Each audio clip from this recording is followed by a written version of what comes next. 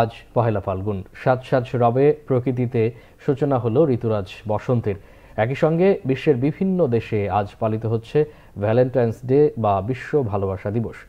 এসো মিলি প্রাণের উৎসবে, এই প্রতিপাদ্য নিয়ে সকালে ঢাকা বিশ্ববিদ্যালয়ের চারুকলায় মুক্তমঞ্চে বসন্ত উৎসব শুরু হয়েছে।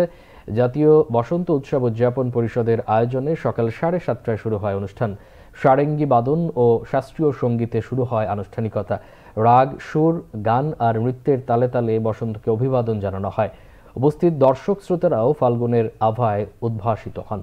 বাসন্তী শাড়ি, বর্ণিল পোশাক আর ফুলের মালায় ফাল্গুনের প্রথম দিনকে স্বাগত জানান তরুণ তরুণী সহ নানা বয়সের মানুষ।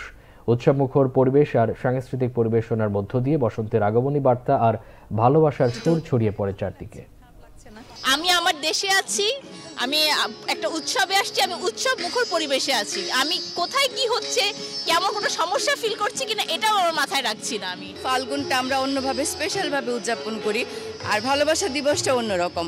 দুইটা একসাথে ভালো লাগছে, মিলেমিশে একই সাথে একই রং, একটা লাল একটা হলুদ। পরিবেশের পরিবর্তন হবেই, চারপাশে পরিবর্তন হবেই, কিন্তু নিজের মনের শান্তির জন্য আমাদেরকে এই দিনগুলোর সাথে থাকতে হবে। আমি থাকি বিদেশে, আমেরিকায়, কিন্তু এবার আমার খুব ভালো লাগছে এসে, আর অনিমা রায়ের সাথে প্রোগ্রাম করবো দেখে খুবই ভালো লাগছে।